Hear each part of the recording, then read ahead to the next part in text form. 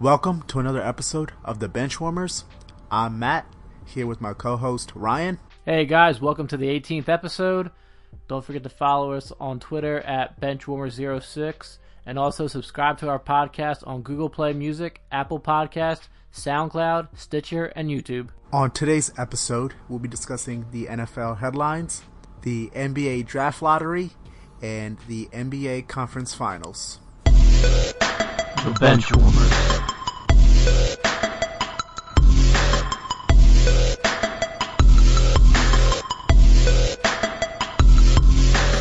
Alright, so let's get into the NFL.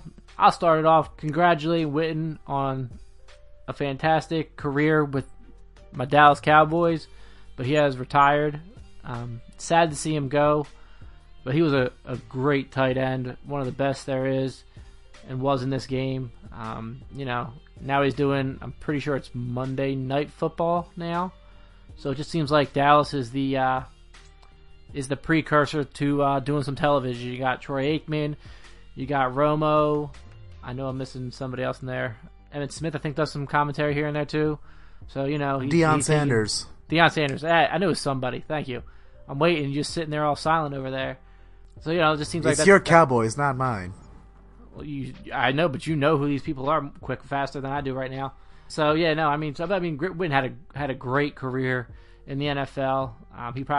He's been beat up, and he's ready to start a new role in talking about football and being able to just relax and not get beat up every week. Yeah, I mean, you're a Cowboys fan, I'm an Eagles fan. We're division rivals, so obviously I've seen Jason Witten play the Eagles twice a year at a minimum, and majority of the times he's killed us. He's a Hall of Fame tight end.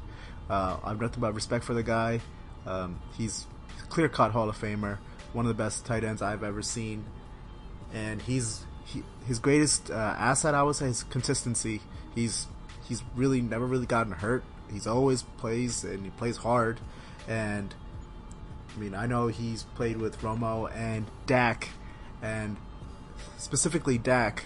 As a young quarterback, you need that, I guess, safety valve, and Jason Witten's been that for him in his first couple of years. So I wonder how this is going to affect the Cowboys in the future.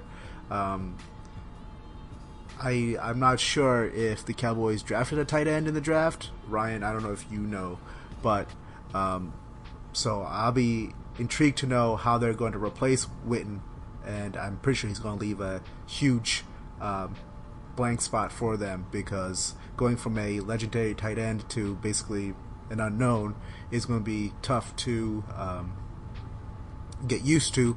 But once again, congrats to Jason Witten, and I hope he does well as a commentator on Monday Night Football. I don't think they did draft a tight end, but I can't fully remember. I'm pretty sure it was like a lineman or something like that.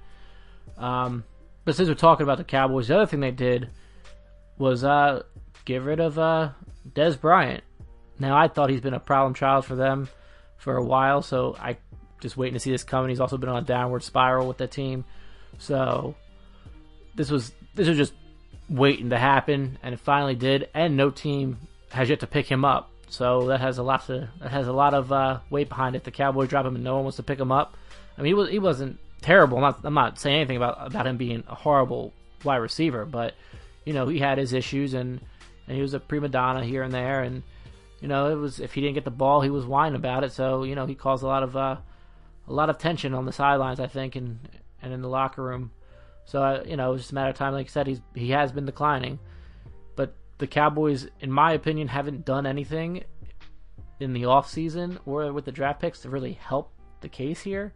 So I'm not sure where or what they're hoping to get out of this, or if they're even gonna do something, or just waiting on Ezekiel Elliott and Prescott to just do what they do and hope their guys around them do better. But I have no problems with Dez Bryant being gone. I was sad to see Witten go, but I have no problems with Dez out of here. Yeah, I mean, I think the major thing that I'm surprised about is Dez has not been picked up yet.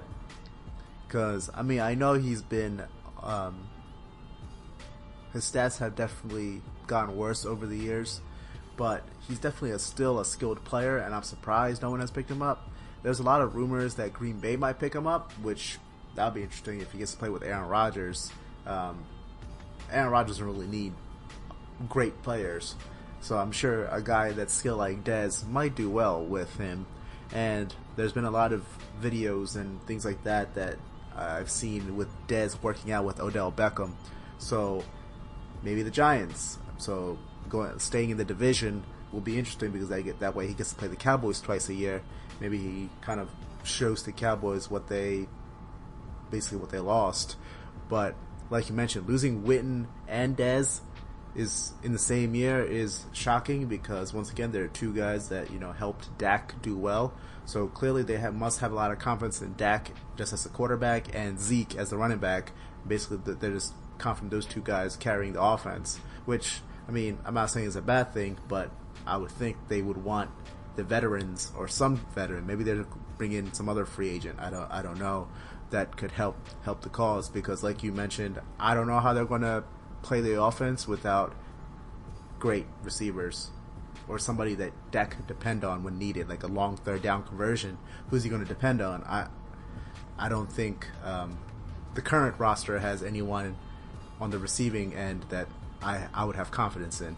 Yeah, no, and I was just looking up. It looks like in the 4th round, they got Dalton Schultz, the tight end from Stanford, with the 37th pick. So it was a compensatory pick. I guess they traded away to pick him up, but they ended up picking up that. But that's about it. Other than that, they got nothing.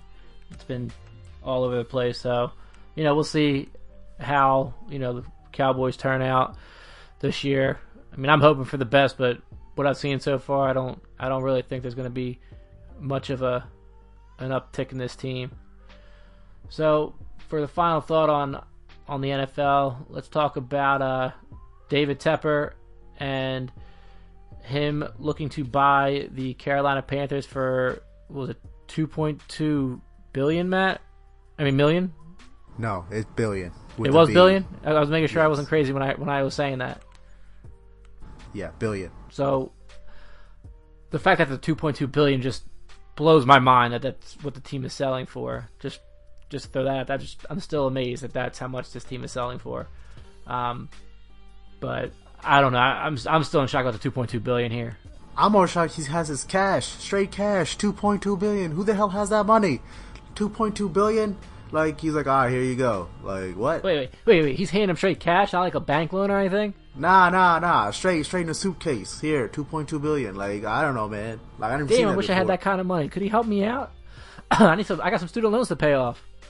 But yeah, so I mean, this is still under the owner's approvals. So he needs to get, I think it's like 2/3 of the current owners need to approve of this guy. But I don't think this is going to be a problem because of the fact that he is currently a minority owner of the Pittsburgh Steelers. So he obviously has to sell that portion first, and then he could be the owner of the Panthers. So I don't think this is going to be a problem because he's already part of the NFL ownership. So I don't see that part being a problem. But I just want to state that the only reason why the Panthers are even being sold is because their current owner, Jerry Richardson, had some racial type situations that basically forced him to sell. So it's kind of like a shocking. It's kind of like the Donald Sterling issue with the Clippers back in a few years ago, which he also got $2 billion for the Clippers. So it's like a old racist guy makes some remark and he gets $2 billion for it. Oh my God, let me go cry for this guy. So. Well, yeah, but are they letting him get the money? Because I'm pretty sure in that Donald Sterling thing, he didn't get anything. Like, it went to something else because of the racial remarks. No, the owner got it. Like it's their team. All they did was force him to sell it. That's all they did. But they still got the $2 billion. So it's like, oh yeah, let me feel bad for. I agree with you. Let me feel bad for a dude getting $2.2 million billion. Sorry, I'm still astonished. But it's $2.2 billion get out of here.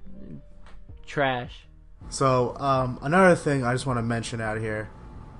I know we're all about diversity here, but this is another white owner.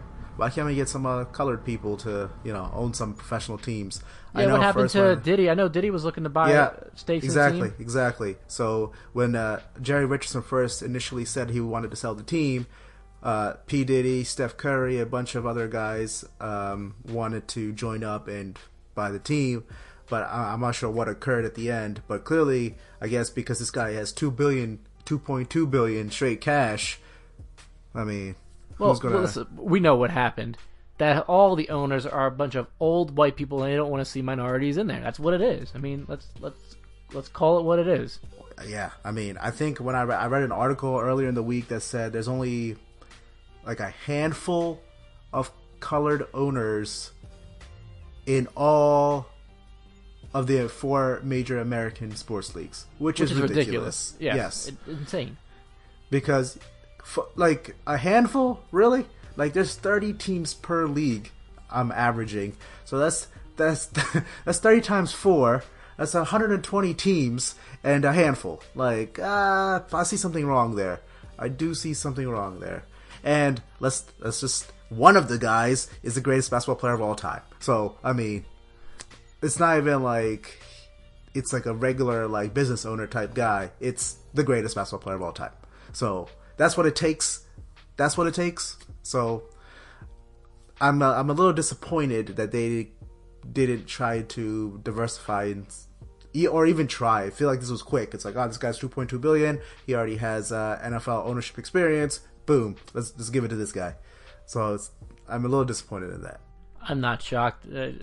I'm upset about it because I think it's ridiculous. Like you said, I mean, they just jumped on the first rich white person to put up a number there instead of trying to give it to somebody else. I mean, like I said, they were looking for it. They've been trying since those remarks came out last year. At the end of the NFL season last year. So it's like, come on, guys. Like, what's the big deal? Let them get in there. Political bull is what I hate that kind of crap. On to the NBA. So we'll start off with the NBA draft lottery, which the top 3 picks of this year's NBA draft will be, and number 1 will be the Phoenix Suns, number 2, Sacramento Kings, and number 3, the Atlanta Hawks. Really, there's not much to say about which teams, because I mean, all those 3 teams are garbage, and do I want to say they tanked? Because they all sucked. Like, they're not good teams. So, I'm not going to say anything really about that, but what me and Ryan will discuss is the 2, I guess, headliners for players are DeAndre Ayton of the University of Arizona and Luka Doncic from, I think he's from Slovenia or, I don't know, one of them European somewhere places. in Europe. Yeah.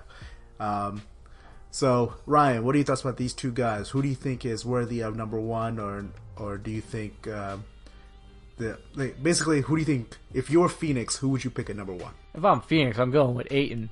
The man who's been behind all this controversy down there. And also because they've seen him. I mean, that's their backyard. He played for Arizona. So they got to see him a lot. I mean, so they were able to scout him on basically almost a daily basis, whereas you had to go overseas to see the European guy play. I ain't going to try it. I ain't not even going to try it. Come on, try his name once. Do it for the people. Doncic? Yep, Yeah, see? yeah, Yep. you got it.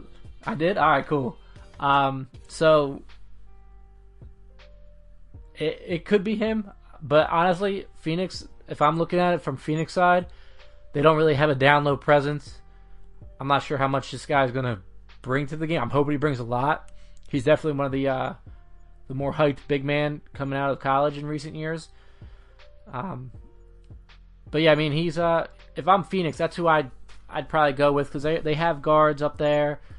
They have some decent guards, not anything great, but if you want to have someone down low to help on the defensive end, that's the guy who I'd go with right there. And again, you saw him more times than not because he was right there. Whereas, I'm not too sure on this guy's stats as much, and he may be pretty good, but and we've seen some European guys float out there in the tops before, and I'm not going to be surprised if he goes number 2.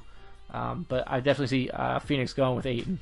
Yeah, I mean, if you look at like the physical makeup of these guys, DeAndre Ayton looks like a monster. The dude is built. He's jacked, and he's, like you said, he's big as hell. He's a center. The only thing is, I don't know how his motor is, because University of Arizona, I picked him to go to the Final Four, and they lost in the first round. So I'm just gonna leave it there. If you're as good as you say you are, and you lose in the first round, I don't know. I don't know how much respect I have for you. It's not just one guy. You got to think of it, though. It's a Yeah, whole but team effort. I get that, but if you're that good and like you're that physically dominant, you should wreck your first matchup. That's all I ask for. At least win your first round game. No, and he ruined my bracket. So I hate him. But wait a minute. I hate him. Do you remember who they lost to? I cannot remember. I'm pretty sure it was Loyola. Or no, was it? I don't recall. I don't think that's right. That doesn't sound right. But No. They would have played Loyola. I'm still mad about that too. So I'm drawing a blank on it, But I mean, I'm not saying he's not a good player, but defensively he has some question marks. Offensively, I mean, he definitely has skill. He even has some. He even has a jump shot. So I'm not even going to question the offense. His defense and his motor is what I'm going to question. But secondly, the Phoenix Suns hired as their head coach. I'm not even going to try his name. I'm going to pull out Ryan here. I'm not going to try his name at all. No. The people want to hear this. If you don't make me, people want to hear me. People want to hear you say it. No, but I don't know it. I don't even have it on paper. I don't see it. But he was the Slovenian head coach, so he has a personal relationship with Doncic. So he, I would assume, would want Doncic on his team because he's coached him before, and they won the Euro League or whatever. So I would assume that he would want Doncic on his team, and Doncic is a very good player, and he's been killing it. Like, he obviously won the Euro League because him and Goran Dragic were on the same team, and they killed it. They won, and currently I believe they're in the whatever league he's in the Final Four, and with Real Madrid, and he's clearly their best player, and I think I feel like because of the connection that he has to that coach, he's going to make Doncic number 1 pick, and I think he's very good. I think his issue is athleticism, whereas Ayton's a freakish monster. Doncic is not. Like, he is big. He is 6'8" and 230, but he's not like Diesel yet. But I think once he gets to the NBA, he will obviously train 100%. And he could gain some muscle, but he's not quick with his feet. But where that's a negative, he's long and he knows basketball. He has knowledge that I don't think it's gonna be a huge issue. It's like any other player that we see that is long. They might not have quick feet, but I think he'll make it up for it in other areas. And he's a great playmaker. From everything from I see from highlight tapes, he's a great playmaker. He has a good shot. So. Of course, both players have pros and cons, but how Ryan thinks Ayton's going to be picked by Phoenix, I personally think Doncic's going to be number 1 pick. I guess we'll have to wait for maybe another month to see once the NBA draft happens. But I think both players are good, and I think they're the clear cut 1 and 2. But I guess we'll see who Phoenix ends up picking. I didn't realize that they took Utah assistant coach Igor. That's why I did not know that until you just said that. But I still think it'll be Ayton. Moving on, an interesting thing occurred over the last week or so, where the Raptors fired their head coach Dwayne Casey. I mean, I think me and Ryan mentioned it once we knew the Raptors got swept, that this was a strong likelihood of Casey getting fired because of the fact that he was a 1 seed. They won, close to 60 games, and they got swept by LeBron. The funnier part is, he is a finalist for Coach of the Year. It's not every day you see a finalist for Coach of the Year get fired. And as a 1 seed, winning close to 60 games. But, you know, at the end of the day, they just can't get past LeBron now. I can't put 100% on that on Dwayne Casey because, I mean, clearly the players have to, you know, do something about that. But, you know, what do you think, Ryan, about Casey getting fired like this? Well, I mean, like you said, we called it last week. We knew he was going to get fired, and he did. They've only won one game against LeBron James teams. Yeah, it's partially.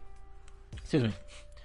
Yeah, it's partially the coaching on that, but like you said, the players have a lot to do with it.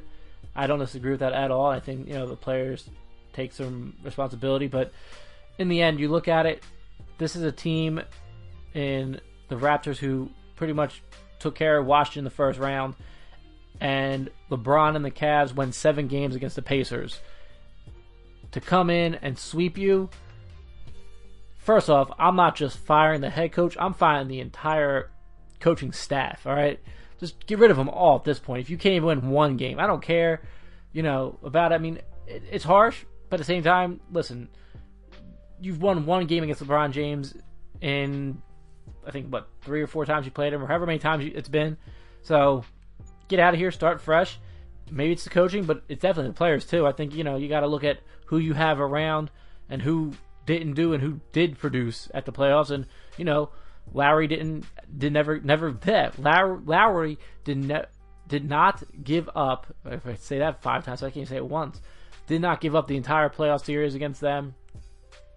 Whereas you saw DeRozan just kind of gave up and just walked off the court and sat the bench and just accepted the loss and didn't even try. That was really hard and sad to see from a guy who, you know, I respect a lot and, you know, I see as a great player, but lost a lot of respect to see that. I don't care how much you're down. You never give up. You play your hardest all the way out. So I'll be interested to see if they don't try and get rid of DeRozan as well. But no, I definitely think Casey deserved to get fired. As for Coach of the Year finalist, well, I don't think he'll be winning that one now. Yeah, it would be funny if he did, though. But I mean, like you mentioned, I won't be surprised if they just blew up the whole team. Trade DeRozan, Lowry, Valanciunas, Ibaka. Screw it. Start from scratch. Because clearly the same team ain't winning. I mean, I think we could just come to that conclusion without any doubt. This team is not going to win. I don't care what seed they are. Clearly with the 1 seed they can't do anything. So what makes you think any differently? And at this point, I mean, I don't see a future for them in the East. I mean, LeBron they clearly can't beat. I don't see them beating the Celtics. I don't see them beating the Sixers. Like, those Celtics and Sixers are only going to get better.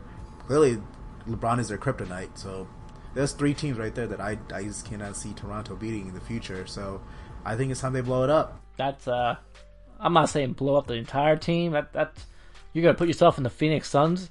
You can get fined for doing that these days. I think DeRozan's the problem, but, you know, not. I don't think, you know, you drop the whole team. Maybe you try and find another star that's willing to come to Toronto and have Drake on the sidelines rooting for you. No, kill it, kill the team. Next, so moving on to the conference finals, we'll start with the West, where we got the Rockets and the Warriors. We have Game 3 tomorrow, Sunday, with the series tied at 1-1, going to Golden State. The Game 1, Golden State looked unstoppable. KD killed it. I mean, KD killed it both games. But, excuse me. The Warriors looked good in Game 1. Game 2, the Rockets, they shot lights out. And Steph Curry looked hobbled. Ryan, what do you think? What's your prediction for Game 3? Do you see Golden State holding on to home court, or will the Rockets continue their hot shooting? So, I'll get into that first. This is the NBA Finals right here. This is the entire matchup we've been waiting for, and it's been proven to be a great matchup.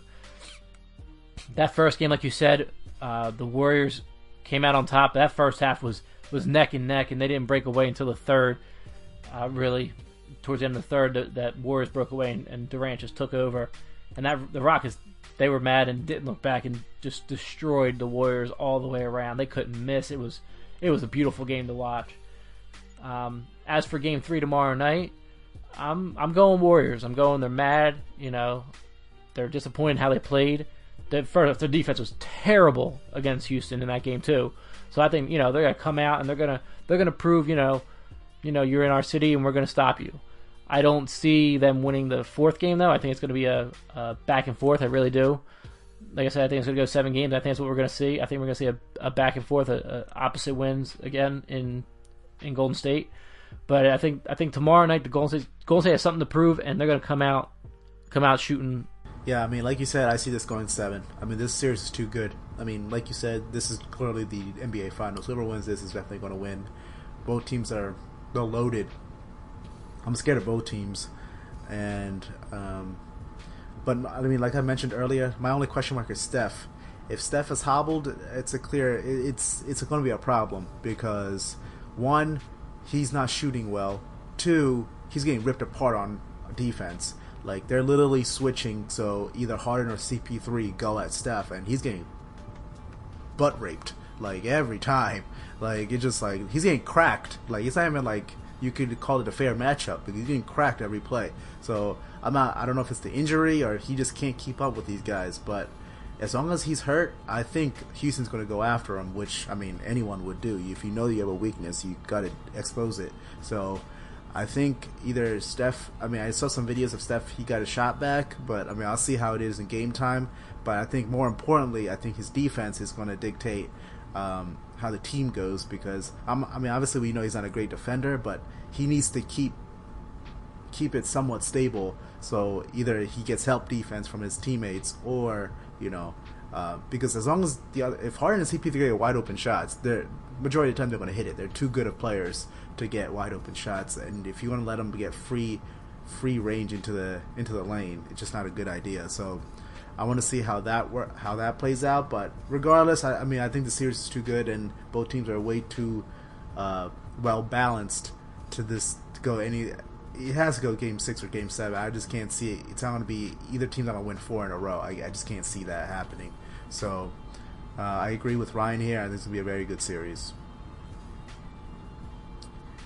Now to the East, where things look much more bleaker for our friend LeBron James, who we have the utmost confidence in, but unfortunately, he has too much confidence in his teammates, and probably not the best idea at this point because, like we mentioned in the first round, his teammates are letting him down. So, the Celtics are up 2-0. The series is shifting to Cleveland. Does LeBron win both these games in Cleveland, Ryan? If anybody can do it, it's LeBron. I mean, they basically did what the Sixers did in Game 2 against Boston and blew the lead. They had the Game 1 and just blew it. People are saying, because maybe LeBron was hurt. LeBron says he wasn't hurt. But this is the only downside I have to when I watched that game with LeBron was, and people compare him as saying he's the best player in the game to ever play the game, which he's not. But they also compare him to Kobe and Jordan. Now, neither of these guys had that bad of teams the way he does, but he wasn't driving to the lane like he should have been in that third and fourth quarter.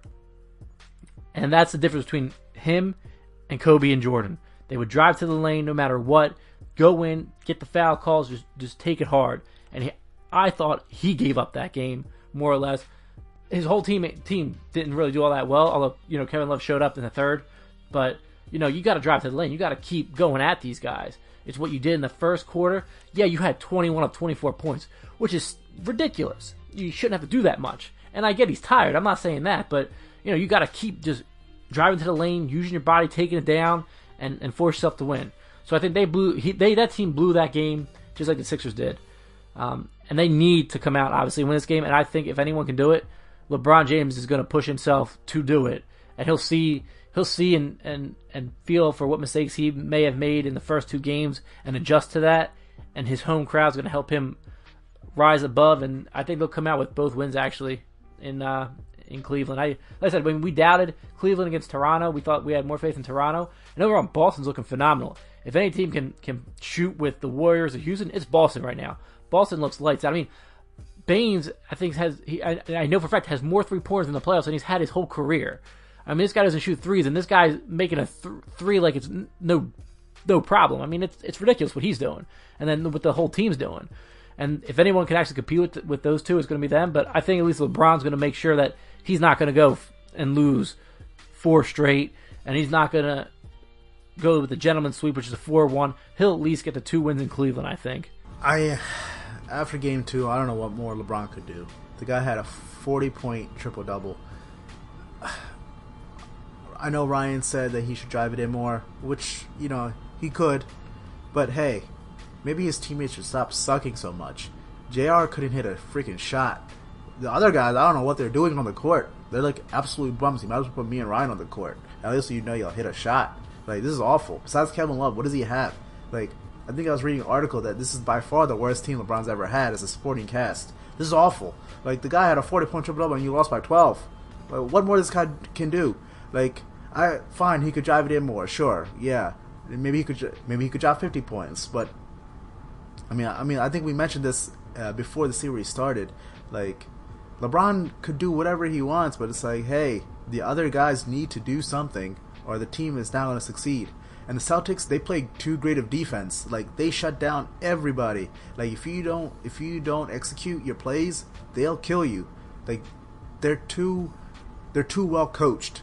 I mean, I know we mentioned Brad Stevens is a great coach, and he really is, because I mean, he's clearly a finalist, but I mean, he knows how to prepare his team and to make adjustments, and he knows that LeBron's going to get his. Like, there's no doubt about that. LeBron's too great of a player. You're not going to be able to stop him. You really can't even contain him, because he's going to do what he wants. If he wants to drop 40 and he wants to drop 50, he's going to do it. But what they know what to do is they know how to lock down everybody else. Like, no one's doing anything. And the fact is, I can't 100% give it on defense, though, because Cleveland has got a good amount of open shots, but they're just bricking everything. Like, you cannot miss wide open shots in the conference finals and think you're going to succeed. So either guys like JR, Georgia Hill, Thompson, Hood, I know these guys are random in the grand scheme of things, but if they don't step it up, unfortunately, I don't know what I could say, because it's not a series where I could say LeBron could take him on his back, because I think Boston's too good. I mean, they just are, because they play too good of defense, and their offense is it's efficient. They don't really make mistakes. They don't really turn the ball over. Tatum and Brown, even though they're young, they play like they're veterans. So Marcus Morris, he's a tough guy. I mean, he said he's the second best player to defend LeBron James behind Kawhi, which I'm not going to agree with that. But hey, the guy has confidence, and hey, if the guy has confidence, it could go a long way. So they believe themselves as a team. So I know Ryan said that he sees LeBron winning 2 games here. I think Boston's going to get one of these in Cleveland and go up 3-1 going into Boston. All right, on the hot topics. So I'm going to talk about Mother's Day Phillies game. So happy belated Mother's Day to the mothers out there. So I headed to the Phillies game to see the Philadelphia Phillies play, and my wife decided she didn't want to come, so hey, I just headed out there with a friend. So we went to the game, and they wouldn't give us shirts for me because I'm not a mother. Kind of hurt. Why can't I be a father and a mother at the same time? But I digress. But I went to the game because the Phillies have been doing real good. I went to see them when the Sixers were in the first round of the playoffs, and they played good then, and went to this one, and another great game. And we joked about the Phillies in our preseason talk, but they are the number 2. Pretty sure they're second in the division right now, and they're looking real good. I mean, watching them play, they had some mistakes here and there, and the pitching, the bullpen has a lot to work on, but their bats are looking good. They've been hitting better than they have been in the last few years, and this team is definitely on a roll to. As of right now, it looks like they got a chance to do something with this team, and be the first time since 2008, I want to say it is, that all 4 teams in Philadelphia made it to the playoffs the same season or same year, whatever the stat was that I had seen. But these guys, they're doing really well as a team. When we joked about they will do better than last year, but not this good. I mean, did not see them doing as good as they are right now. And they won on Mother's Day as well, so it was a treat to see. They got a couple home runs, which was nice to see. So, congratulations to the Phillies and how they were playing, and it's a great game to watch and be at. Yeah, I mean, I'm truly surprised by this because I did not think the Phillies had this in them, because I thought they were going to be a young team still learning, and I did not see this kind of success happening this early, because I think in the beginning of the season we expected them, like Ryan said, to do slightly better than last year, but we didn't expect this kind of success this quickly. And I'll be the first one to admit that in the beginning of the season, when their manager screwed up, we insulted him, said he didn't know what he was doing. But hey, gotta give props to Gabe Kapler. I mean, he believes in the analytics, and so far, the analytics is, it looks like it's doing pretty well. You're second in the division. You have a chance at a playoff spot. So, I hope he keeps it up. I hope the numbers don't lie to him, and he continues to trust in those analytics. And like Ryan said, I hope they go to the playoffs, and that would mean that all 4 major teams in Philly go to the playoffs. Would be great. I think it's the start of a good era for us in the city. Because obviously the Sixers, Eagles, their outlooks are great. Even the Flyers, they're young also. And if the Phillies do it, hey, I have nothing to complain about. So I hope they continue the success for the rest of the season. Granted, you don't know about injuries and things like that, but I guess we'll see how it goes. They still have a good number of games left in the season. On to my hot topic for this week. This is a game changer. The Supreme Court has allowed sports gambling in the United States of America. Of course, basically what this means is each state gets to decide if they want to, proceed with this. And what I see happening is a good majority of these states is going to allow. Of course, you're going to have the Utahs of the world that they probably won't, because of the citizens of those states don't want it. But I could see a good majority happening to approve it, which I think would be interesting, because a lot of people gamble in this country, and a lot of them do it illegally. So if you do it the correct way, I could see a lot of money flowing through in this economy. So it'll be interesting how this works out, because I know how marijuana, it's basically just like marijuana, where once you legalize it, and the specific states especially, they get to see a lot of positives when it comes to revenue. So I hope it does the same for gambling. Of course, this may lead to a lot of people with gambling addictions to figure it out, but I hope they have the right or correct precautions included also once they legalize it, so people with issues could get the correct help. But in the long run, I could see this being a very good thing for each state and overall the country if you do legalize something like this, because the more you basically have it as a black market, I think it could lead to bigger issues. But if it's more run by regulators, I think this could be good in the long run. I love the comparison with marijuana and sports and now gambling. So yes, as of Friday, you can now legally gamble in Delaware on sports, because they're already doing, the parlay card with football. So it was easy for them to just accept it and turn around. And as of yesterday, they were able to go through and do this. So, you definitely be catching some people gambling in Delaware. But yeah, I mean, I think, like you said, this is a great boost for the economy. I mean, this was one that, was a lot of off the books gambling, and now it's legal and people can gamble, and it's going to do a lot of business, and it's going to help the economy a lot. I think it's going to be, like I said, there's a lot of gamblers out there, and this could cause issues with the people who have big gambling issues, but they just got to stay away from the areas like they know they should. But this market and gambling is a big one. I mean, people are going crazy for the Powerball and spending their money on that, so this just ups the ante more, and this is definitely a step forward for us if it actually turns out to be a good thing and doesn't hurt certain things, or what it may or may not hurt. Actually, will be interesting to see, but it'll be a lot more public gambling and winnings, and could be interesting. It could be interesting to see what else this leads to as a gateway for other things. Like you said, marijuana is one where states who have done it have seen the repeat, have seen the money coming in. So this could lead to that in other states as they see the gambling. They go, oh well, maybe we should do this with the marijuana. Now we see what they were talking about with that, how the gambling's doing it, and it could be a correlation. Like you said, I mean, you made the correlation just with that, and states could be looking at that, going, okay, well this one helps, so let's just continue down that path, and we'll see what happens. But like I said, gambling in Delaware already. Let's go. Well, that's all we have for this week's episode of the Benchwarmers. Once again, please follow us on Twitter at Benchwarmers06.